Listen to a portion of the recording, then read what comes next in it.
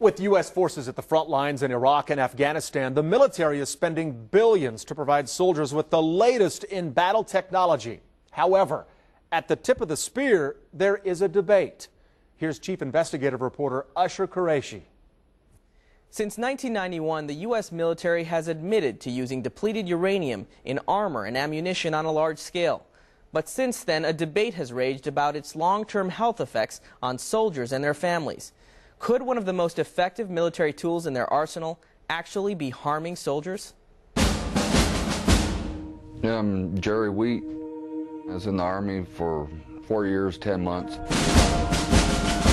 As a 19 Delta, which is a cavalry scout. Jerry Wheat is one of the hundreds of thousands of American men and women who have enlisted in the U.S. Armed Forces. My job was to go out and look for the enemy. Wheat was awarded the Purple Heart and the Bronze Star after his 1991 deployment in Gulf War I. We were in Iraq, headed toward the Basra, when Wheat's unit got caught up in a firefight. My Bradley was hit again with another tank round, and that tank round knocked me unconscious. In an instant flash of fire, smoke, and shrapnel, Wheat had become a casualty of war, but without knowing it, his battle was just beginning. So I took shrapnel in the back of my head. I had some second, third degree burns. Well, it was about 25 pieces of shrapnel from my head all the way down my back. The military would initially deny it, but Wheat would ultimately learn the pieces of shrapnel embedded in his head and back were shards from friendly fire, and some of the fragments contained depleted uranium. As a soldier, you know, most of us didn't know what depleted uranium was, and we were never made aware to stay away from it. When uranium is enriched for use as nuclear fuel or for nuclear weapons, you end up with a byproduct. DU is that byproduct, a form of uranium minus the most radioactive isotope. Depleted uranium was once discarded until the military discovered its properties as a heavy metal made it perfect to protect U.S. troops as armor and very effective as ammunition. When it encounters armor, it actually sharpens to a fine point as it penetrates into the armor. Colonel Mark Melanson is the head of radiation safety at Walter Reed Army Medical Center in Washington, D.C.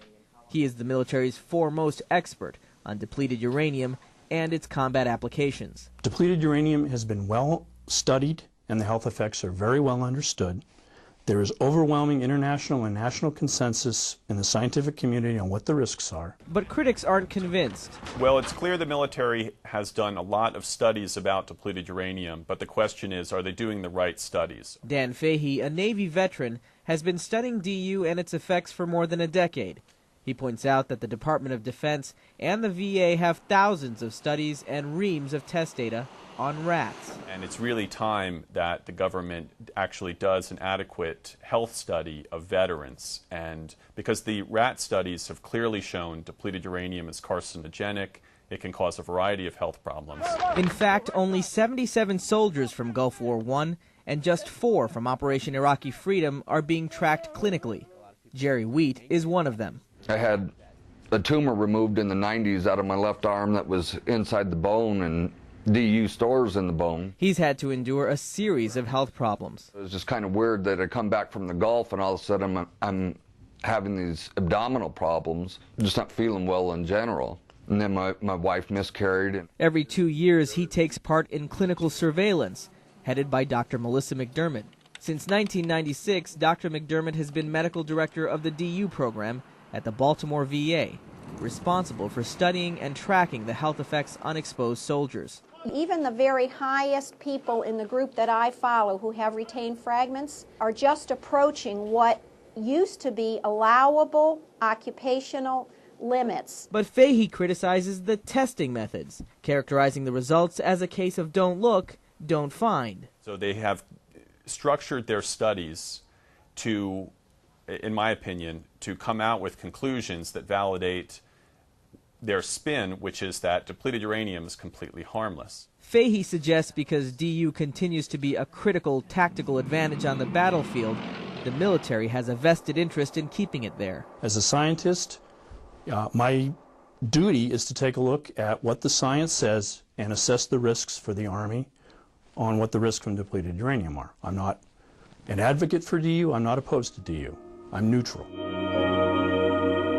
As experts debate the safety and toxicity of DU and the current testing methods for detecting it, Jerry Wheat lives with it every day and says he's proof of its effects. Prior to being exposed to DU, I didn't have this. And then, you know, the tumor, and it's just one thing after another.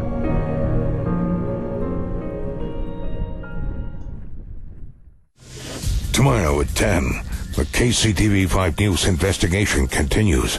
We showed you soldiers coming home with serious medical problems. The pains were so severe they just dropped me to the ground. Now, we're digging deeper and exposing the scope of the problem. We found cell death, we found mutations. Is this history repeating itself? It's virtually the same script as the Agent Orange saga. A KCTV5 News investigation tomorrow at 10.